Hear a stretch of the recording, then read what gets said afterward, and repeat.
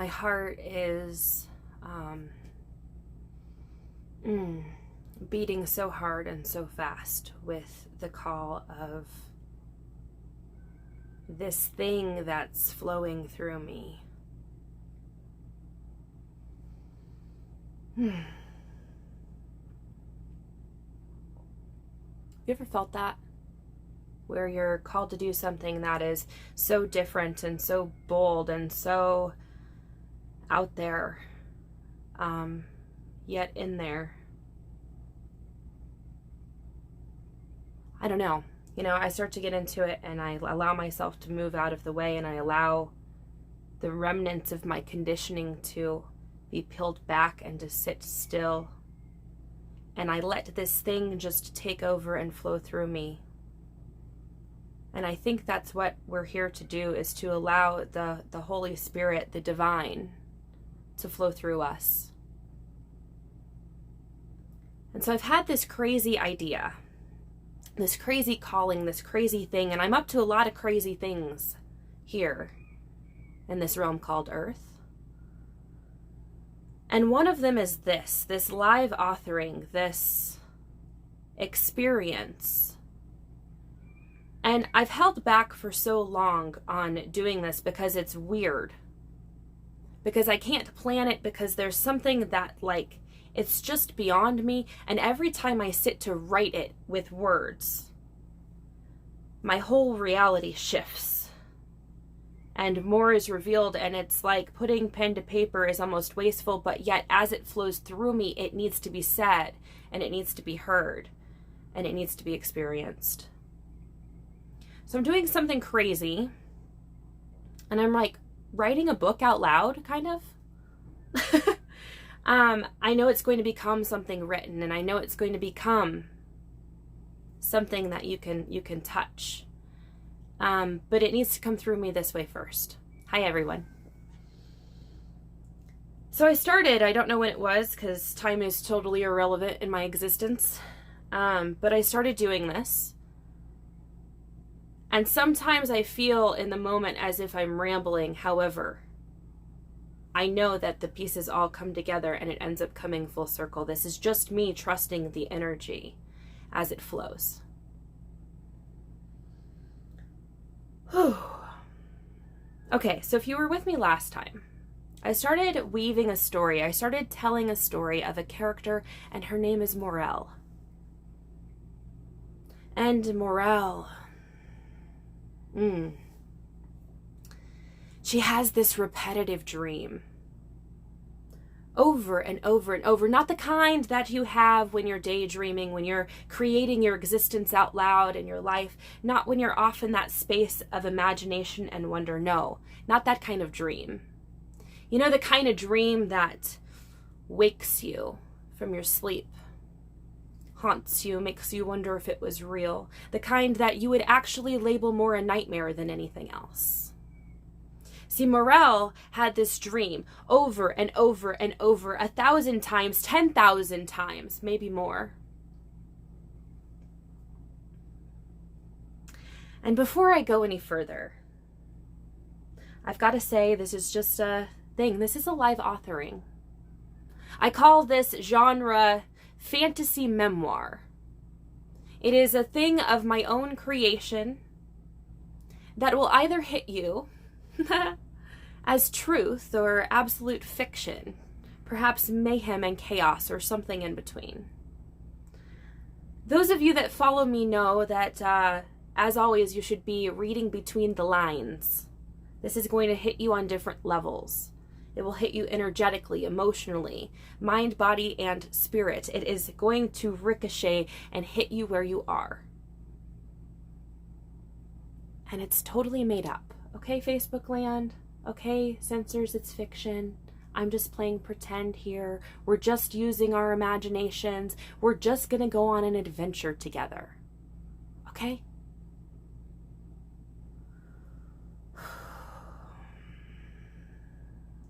Morel had this nightmare 1,000 times before, each time revealing a little more. She's walking And there's suddenly a fork in the road. If you've ever watched the movie Beauty and the Beast, when Belle's dad, when Maurice is headed off to the fair and he's got his invention behind him and he hits a fork in the road and one direction is just, it's illuminated. The sun is setting. It's beautiful. And the other is this dark and jagged and crooked and thorned path. And you get this ominous feeling with that path on the right, and the left one is like, ah. You know, it's kind of a dream like that. It's a fork in the road kind of dream. And Morel has this dream, this recurring nightmare 1,000 times. And she walks up a cobblestone path through a tree tunnel to a beautiful garden, a garden filled with roses of more colors than you can imagine, and the scent that is just, can you smell it now? And there are trees with cherry blossoms and crab apples, and there's a swing in the yard.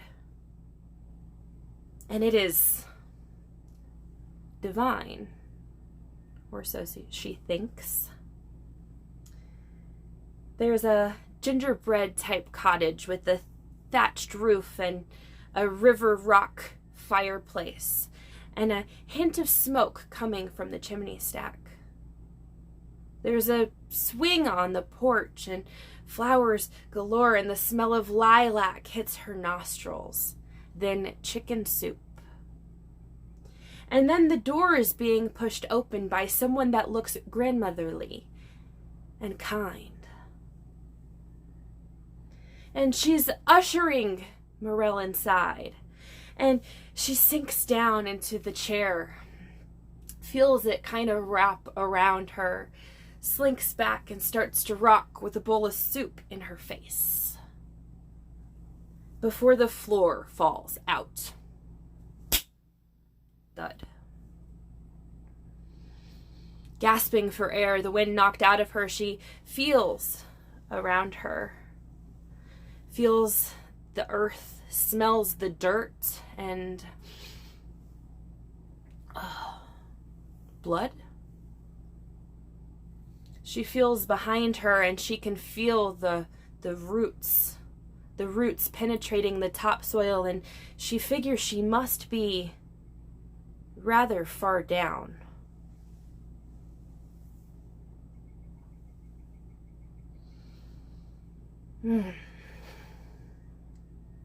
She's been here 1,000 times before, and every time she has this dream, this experience, this thing that is so viscerally real to her being, every time something else is revealed. She stands, she pushes herself to her feet, and she moves down the corridor with the torch and the flame just flickering, illuminating just enough. She comes to a wide open space where she can see for miles. And at first it's lush, and it's green, and it's alive, it's thriving, the life is palpable. She can feel the force of the life through her veins and her being. And then she watches as the land, as the life force is just pushed out. The space that once was green goes gray. Of course they interrupt the broadcast as I talk about this. This is fiction, Facebook. Don't interrupt my broadcast as I share this thing that's flowing through me. We have reached a sad state in our world where you cannot even tell a story, a fictional story, Facebook, without them trying to shut everything down. She watches the land, Morel, the fictional character in my book, she watches the land go from green and lush and thriving to a desolate wasteland. Have you seen the movie Idiocracy? Are we not there? in this land with Morel, this place called Oz.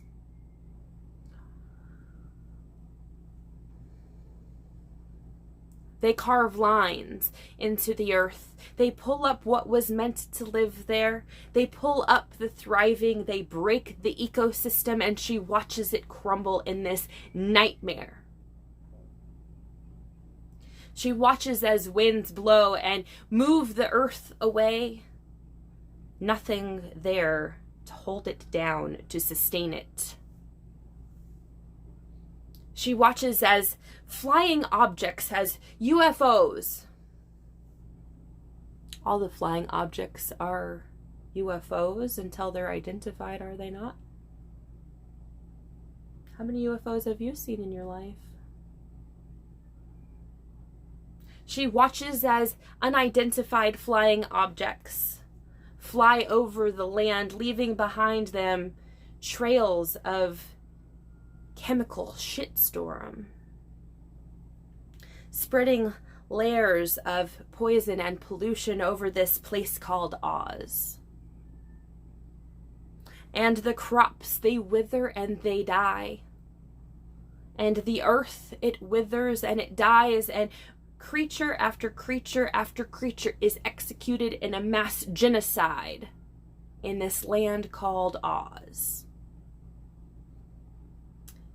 And then the people on the screens in this place called Oz come on and they say things like, it's a food shortage. Be afraid. Be very afraid. And the people buying into this story that is being told through these screens in this land called Oz, they create a panic. They create, through the implementation of fear, false evidence appearing real. I'm going to say that again. They use false evidence. It is fake. It is not real. It is not true. It is false. They use false evidence. What is evidence? Evidence is something tangible, something physical, something that you can see. But it is false. False evidence appearing. It looks, it feels real. Appearing real. They use this thing called fear as a manipulation in this land called Oz to get Morel and the people like Morel to be very afraid. They have cut them off from everything that has her be who she's here to be. In this land called Oz, they are manipulating the food. They are adding things that should never be ingested. They are mimicking nature. They are playing God. They are taking things that are whole and perfect and complete, and they are turning them into science experiments.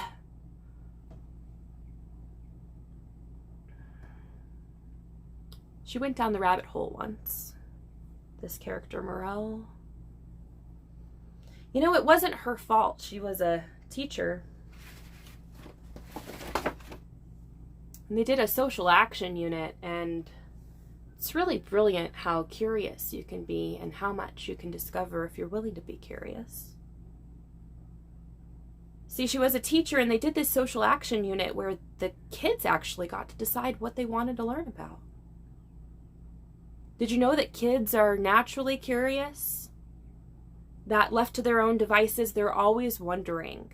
They're always exploring. They're always questioning. They're always growing. Did you know that? Did you know that there is no curriculum that could ever compare to a child being exposed to the real living world? No comparison. See, but Morel didn't know that back then. So she was a teacher. She let the kids choose what they wanted to learn about. And these curious kids were just wondering, you know. Every day Morel had kind of cracked out of this a little bit and had tried something different and was trying to do something else. And so every day she would bring something different because she knew that this food that came from this place called Oz, that came in packages and in colors that she didn't recognize from nature, from the world around her, that was made of things that she couldn't pronounce, that she couldn't even say. She knew that that had to be bad news bearer, so she just stopped consuming it.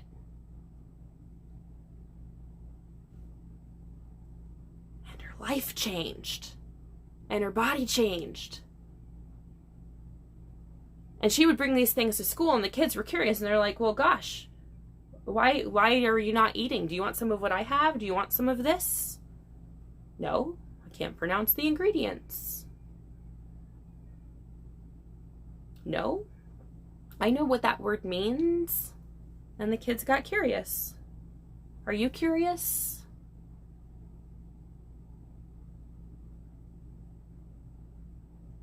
I've been on the road for a really long time. Over 2 years now, and I've lived in a lot of different places. And one of the things that I have noticed is that anytime that there is a scare event, anytime that shit hits the proverbial fan, the processed foods are the first thing to fly off the shelf, and they will be gone. But if you are someone that actually is willing to prepare a meal for yourself and is willing to go there, there's not a shortage. Okay? In this land where Morel is, the people that live in Oz, they live in a place that's so filled with concrete, that is so controlled, that is so manipulated with the screen, that is so dependent on supply chain and people coming in and out of Oz with food deliveries. They've cut off all the nature, and so there's no place in Oz for Oz to grow its own food. And every place like Oz where they've done this, where they've cut out nature, where they've become Oz has become dependent on everybody, on places outside of Oz to take care of Oz. This is one of the ways, if you are in an abusive relationship, this is one of the ways that your abuser will take control over you. Okay? They will make you dependent on them. They will make it appear like they're doing a service for you. They will make it appear like you are secure with them. They will cut you off and isolate you and set you up so that they can take advantage of you. They make you dependent on them so that they can control you. Okay? If you're in an abusive relationship, it looks like that. So our character in this book, Morel, she's beginning to see this pop up in Oz. You know, she couldn't always see it. She couldn't see everything that they were doing because she didn't want to. She couldn't see the strings that were being pulled. She was blind to them. There were lots of alarms going off. There were lots of bells ringing, but she kept hitting the snooze button, trying to avoid the wake up. And she kept having this recurring nightmare where she kept seeing the place where she lived go to shit, and the people become ill, and the children die, and the people preyed on. And she kept watching this nightmare over and over and over. Do you want to know how she got the nightmare to stop? She turned and she faced it. She went away from the building she thought was great and secure that just kept eating her alive. She turned away from that nightmare, and she turned and she directly faced the dark and scary path. All the shit she didn't want to look at. She turned and she faced it head on. And the moment that she did that with intention, yes, she had to re-experience the entire nightmare. But this time she wasn't stuck in it, and this time she wasn't a victim to it. This time she had awareness of it in the moment, and it was able to just pass beyond her, and she passed the test. And she stepped out of the space called Oz into the great beyond, to somewhere greater, to a different kind of existence, to a different kind of being. To actually being. See, when you're in Oz, when Morel, our fictional character, is in Oz, that is a trauma loop matrix. It is designed to create external wars so that you, as a member of Oz, Morel, as a member of Oz, has an internal war that is always raging.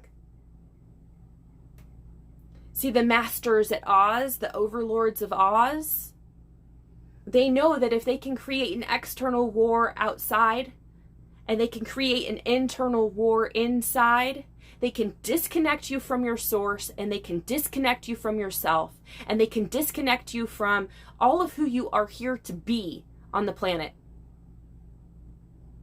They make you completely dependent. They cut you off from source so you forget who you are, whose you are, what you're capable of.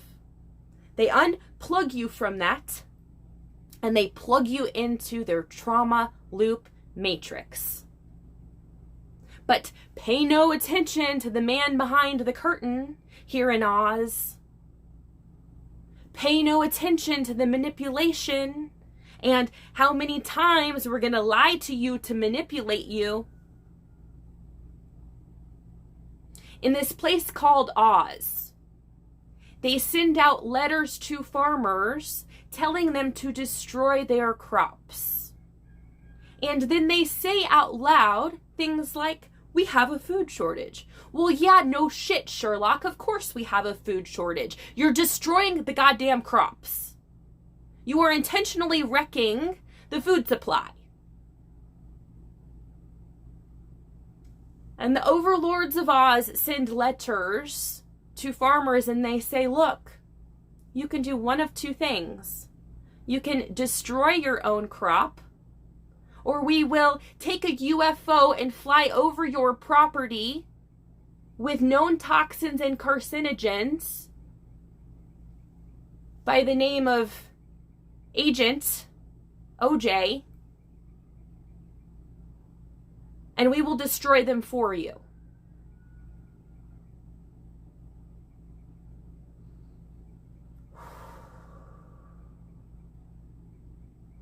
I have to take a deep breath because the energy and the anger that rises within me when I know that this is what Morel and the other characters have been going through in Oz, it makes my blood boil.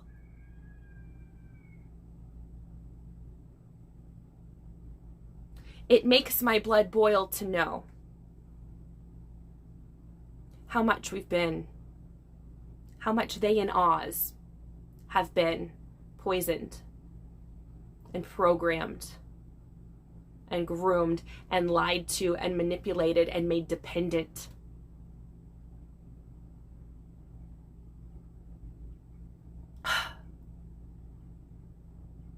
And we must talk about it. We must actually get to this point. We must actually come to awareness of what's been happening in Oz, because there is a space beyond. There is an energetic space. There is a dimension. Nothing is what it seems.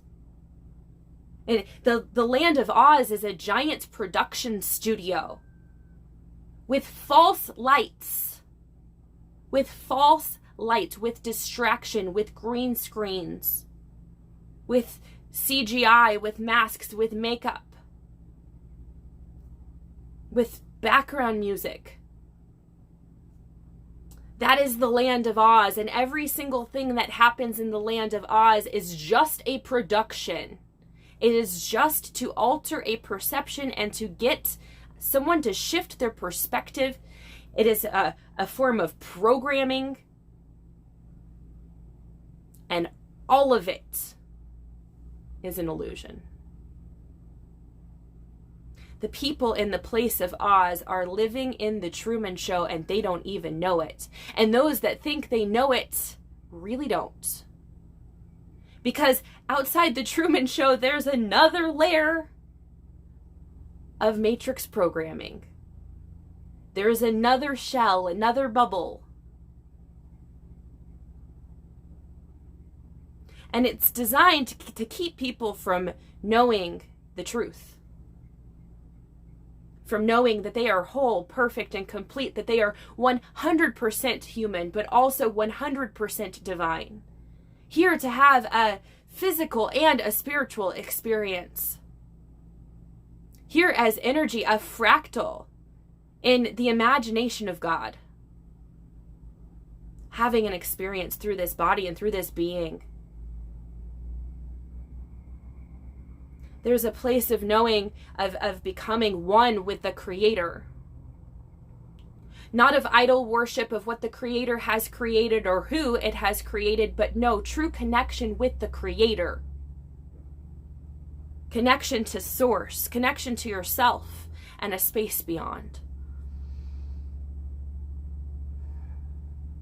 I don't know if I've told you all this story, but I'm going to tell it again. I was in Colorado. It's Brooke again. This is a real story. I was in Colorado at Mount Princeton Hot Springs. It's gorgeous if you haven't been there, in Buena Vista, Colorado. And I'm at Mount Princeton Hot Springs, and you know, I found on this journey that I am all of the time exactly where I'm meant to be. I am all of the time with the right people in the right place, doing the right thing. And it's because I just trust, even if it just feels crazy, and even if it feels weird, and even if it doesn't make sense, like all this I'm doing now, I just do it.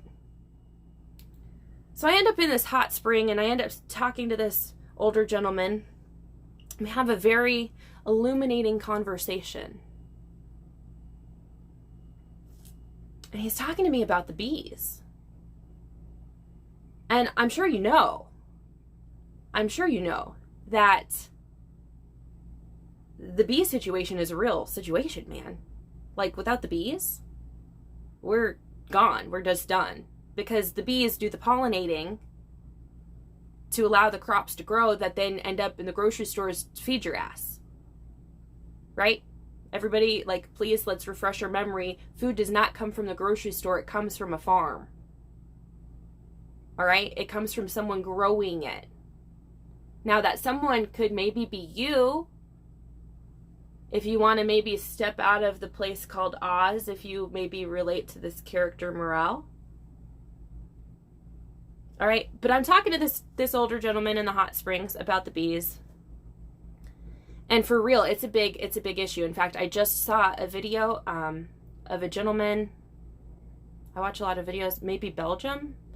And he was just showing dead bees all over the ground, which is very alarming. And he said, well, the bees aren't actually dying though, Brooke. And I said, huh. And then I thought about it, and I realized that I personally have not had the experience of having dead bees anywhere around me. In fact, like, in my experience, in my reality, there are plenty of bees. In fact, like, there's more bees and more kinds of bees than I even knew that there ever were. It's really amazing. So I got to thinking about this, and I was like, okay, so what is it then? And he said, well, you know that bees shouldn't be able to fly, right? And I nodded, like, I had heard of this before. They're not aerodynamic. Like, their wings, it just doesn't make sense that they should be able to fly. And I nodded, and he was like, do you know how they fly? And no, I totally didn't know. I'm open to learning all the time. So how do they fly? Well, a bee in their thoracic cavity right here, they create a vibration, they create a buzzing energy that actually creates a bubble of energy around themselves. And they use this energy to levitate, essentially. Bees can take a 35-mile-an-hour crosswind, and let me tell you, like, we don't drive with the trailer on those days. That's a lot. Flip us. A bee can take a 35-mile-an-hour crosswind and maintain a straight path because it has this energetic bubble of protection around it. That's flippin' amazing.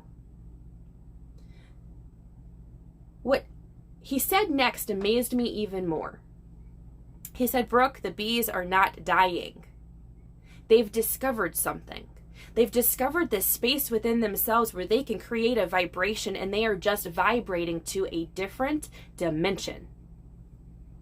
And I had done some exploration around this, and the truth is all of space is actually dimensional, not out there galactically like this way. It's dimensional. And space travel is vibrational and dimensional, not like necessarily in a ship. Okay, just see if that rings true for you. Everything I say, just see if it rings true for you. Don't believe me, believe yourself. You have an internal GPS. I'm just here to say some things some different ways to open up some doors to some different possibilities. So what if the bees are actually using this space within themselves and they are intentionally cultivating vibration to move them to a different reality? To move them to a different form of earth, to move them to a different kind of existence. Interesting.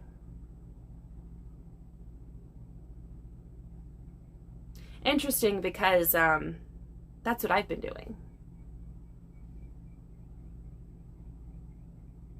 You know, what the people in Oz don't want the character Morel to know, what she didn't know for a very long time, is that she's actually here by divine design. There is a purpose and a reason for her being her, who she really is. Just as there is a design and a reason and a purpose for you being you. Now, here's the deal. In Oz, there's so much trauma, there's so much poisoning, there's so much programming for the physical body, emotionally, mental programming. In Oz, there's music, and there are movies, and there is information that is presented as a way to actually program a way of thinking. All right, that alters belief. Oh God, I feel so heavy talking about it. It's because it's all a lie. All right, things that have you feel heavy are a lie, and they're not real. They're not real. This programming doesn't have to be a reality. This perpetual poisoning doesn't have to be a reality. In the space beyond, outside of Oz, there is well-being, there is ease, there is abundance, there are bees. It is thriving. There is clean water. There is clean air. There are great people. There is loving connection. And it literally comes from tapping into this space in your own thoracic cavity like a bee. Right here, y'all. In your heart space. You have an energetic heart coherence that expands in people just being people 6 feet out. Those of us that are intentional can reach through time and space. They have scientifically measured it out to 2 miles for those science people. Science is taking its time catching up with truth. All right? But there is an energetic heart coherence that happens, that you send out into the world and that other people send back to you, that we are constantly in a dance with. But in Oz, In Oz, there are so many other signals coming in from every other thing, and it's ricocheting off the concrete, that this heart coherence becomes clouded. It becomes swampy. I know that's a big word that goes around, but that's really the word of it. It feels polluted. All right? And that's by design. The designers of Oz actually want to create pollution. They actually want to create programming. They want to get buy-in in that programming. And the people that live in Oz believe it because they don't know any better. I've said this before and I'll say it a million times. The goldfish does not know the quality of the water that it's swimming in. It only knows its bowl or its tank. It doesn't realize that there are lakes and that there are rivers and there are oceans. It does not know. The person that is in Oz, and Morel was in Oz, I was in Oz. The people that are in Oz do not know that they are being duped. They only know what their senses are showing them, but what their senses are showing them is literally being created in a production studio. It is literally being force-fed to them.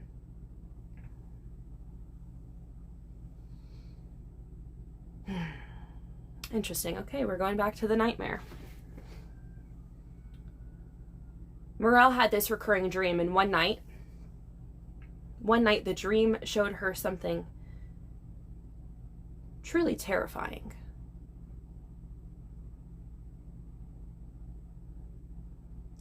First, it showed her people out adventuring and exploring all over the earth, climbing, observing, slipping, sliding, rafting, adventuring all over this great realm. And then it showed them sedentary. People suddenly seated, doing repetitive, monotonous things. Memorizing. Sit still. Don't listen to your body. No, don't get up. I don't care if you have to pee. Oh, you're hungry? Well, you need to wait until lunchtime. And she watched these people go from moving, vibrant, connected, healthy people to people that knew how to sit still and take orders. People that went from being alive to being closer to dead. She watched as they, in this new lifestyle, began to drop like flies, and she watched as Oz created cure after cure for the malady that they had created. And in Oz, as industry took over and factories became the way for the producers of the production to profit, they created schools that resembled the industries. And it was the perfect babysitter day camp that would crank out people that were perfect fit for the producers of the production company putting on the play to profit. And then they threw out some gold stars and some papers and some certificates and some ribbons and things. And they convinced the people of Oz that if you acquired these accolades, that you were somehow now better prepared for life. And you were. You were better prepared to live the life that they wanted you to live. The life that would allow them to conquer, to pillage,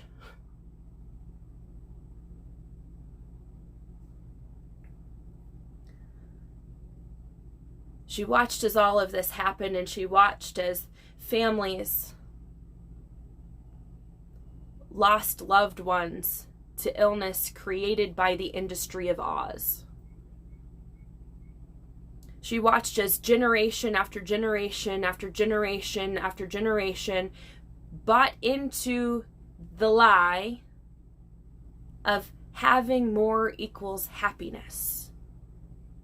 She watched as generation after generation fought for more, only for the production company to send letters to farmers to destroy crops to create a fake food shortage, to put people all in a great sense and feeling of depression.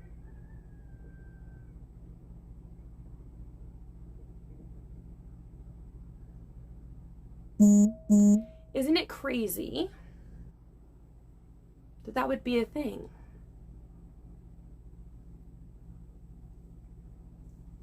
You know, sometimes the truth is even stranger than fiction.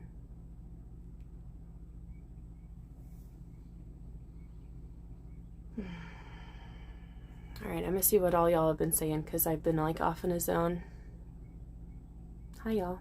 Thanks for being here for my channeling. I must say, when I speak like this is just the divine coming through. You know that. You feel that. When the bees go, we go. Yeah, big deal. Bee sting therapy? What the hell? People are crazy. I wish more people could get to see this video and truly understand what it means. Yeah, me too. Share it. Please share it. Share it far, share it wide. And hopefully it will resonate on a level, you know, there's something interesting that happens when you tell a story, when you play pretend, when you use your imagination, you move the conscious, the logical brain, you move that out of the way, okay? And you actually access the unconscious mind. And the unconscious mind is like the crew of your ship. The crew of your ship. So if you can imagine, like, the captain of the ship is your conscious mind. That's the part of you that is here now actively listening and paying attention. That's the you that maybe like sees some things and you are aware of what you're hearing. Okay, that's your conscious mind. There's one of them. And then you've got the crew of your ship, your unconscious mind. There's a million of them. All right? When the creators and the producers in Oz create a war within, what they're doing is they're causing mutiny on your ship. They're causing your unconscious mind, your crew of your ship, to retaliate, to fight each other, to have division amongst them, to throw out speed bumps and brick walls and things that get in the way of who you're really here to be. All right? And they come through a back door to do that. They're not out there like, hey, yo, so you're here for your daily dose of programming today? I mean, they do call it programming. And they do recommend that you come back to watch it again later. But they get to you with their flashy colors and their, the fear. You know, we have this weird morbid addiction. Kristen calls it the gallows energy. This addiction to the gallows, to the hanging, to the death, to the macabre, to the dark. They know that. You know, your brain is actually hardwired to keep you alive. And so if they can make you on any level feel like you are afraid or like you might die, and they can get that fear going, they have hijacked you. It is literally that easy. If they can get your brain to think that it might die, they have control over you like a little puppet here in Oz. That's the purpose of Oz. That's the design of Oz. The system is actually working it completely as they designed it. That's why you see in Oz tent cities popping up all over everywhere. That's why you see people, you know, having housing and work crisis. That's why you see people experiencing domestic violence. That's why you see people attacked in Oz. It's by design. They cause a war within, and they cause a war outside. As within, so without. As above, so below. As below, so above. If they can create here in Oz, if they can create within our character Morel, if they can create a war within her, if they can have her question herself, if they can have her shrink herself, if they can have her humble herself or be meek, if they can have her forever listening to guidance outside of herself, they have control over her like a puppet, like a sock puppet, like straight up through her.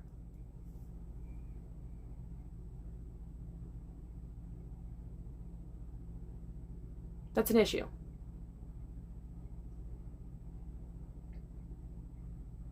So, how do you leave Oz?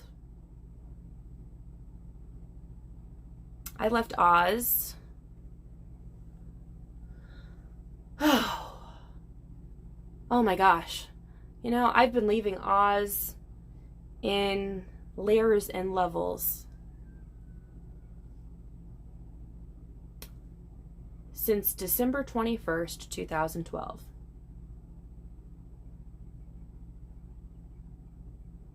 Yeah, I remember the date. I almost died that day, but I walked away without a scratch. One of the craziest things I've ever been through in my life. I was on my way home from work, and, winter time, standard American diet, seasonal affective disorder, whole bunch of germy kids, and I had caught some sickness up in here. And I didn't know myself then at all. I was totally living my life out of what I thought other people wanted me to do, off of what I should do, off of what would make other people happy, off of, how do you create success? How do you find happiness? Well, go to school, get good grades, get a degree, get a big girl job. I was doing all that shit. And I was looking at really just wanting to go home and go to bed. Truthfully, I had way too much to drink the night before, which was pretty much the usual for that point in my life. And I seriously felt like I had been hit by a truck. But I was going to stop by Walgreens and force myself to go to this Christmas party that I really didn't want to go to. And I go to walk into Walgreens and I reach over for my purse and it's not there. And suddenly, like in my mind's eye, I get this flash of where it is. It's in the cupboard, in the classroom, in a building that's going to be locked for 2 weeks. And so I get back in the car and I turn around and I set out to head back in traffic, back to the building, so I can have my debit card and my ID over break. And I swear, I saw the brake lights, and there was more than enough space to stop. And I hit the brakes, but the car didn't stop. Instead, I actually just kept going. And I smashed into this 97 Honda in front of me, and then they hit a car in front of them, and I created a 3-car pileup. Come to find out, because of a transmission issue in my vehicle, computer issue.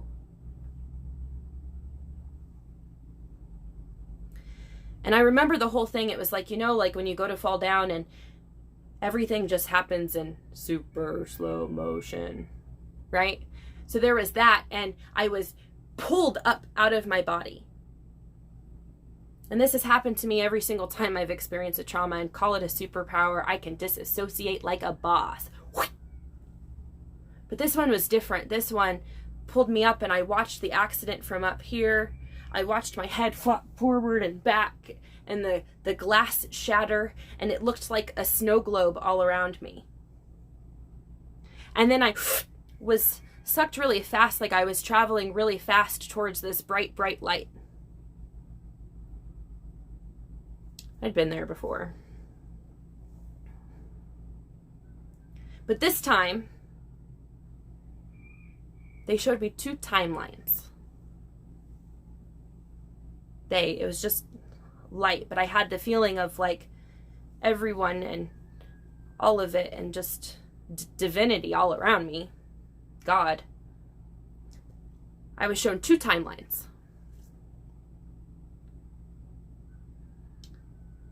The one to the left, this timeline to the left,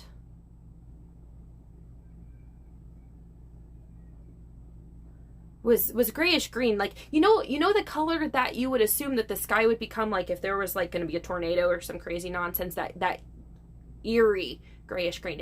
The whole thing was that color, and it was like still frame shots and then little movies of just repetition of like over and over and over and over, like Groundhog Day, just on repeat. And when I looked there, and the noise was just deafening, it made me feel small and sick and weak, and honestly rather like I'd been feeling for a very, very long time.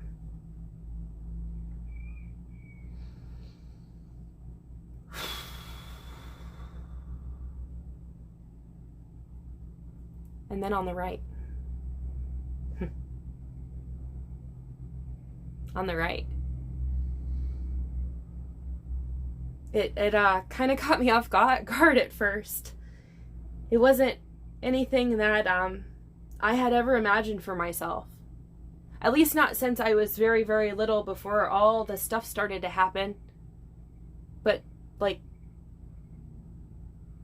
no. To the right, something beyond. To the right, something so bright, so vivid, so alive. Down this timeline, I saw the earth. I saw the places. I felt the sun and the breeze against my skin and the expansiveness.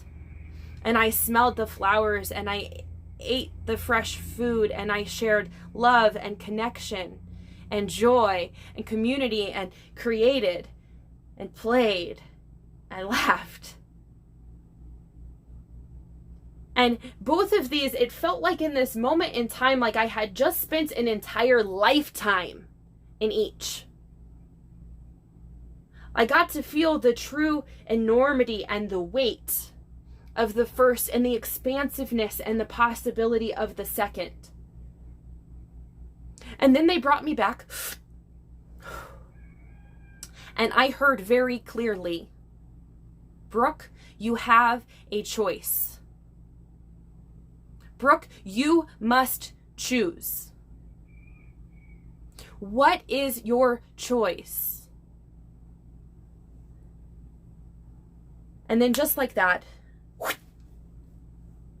sent right back into my body, and I felt my energy come back, and I heard the loudspeaker, the thingamajig, calling the ambulance, calling 911.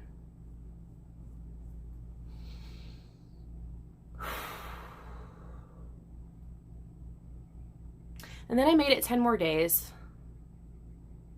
And then I did the thing that started to change my life. I filed for divorce from someone whom we were really not a good fit. Alcohol and abuse are a really bad combination. And I stepped into a new path of getting to know myself, of rebuilding.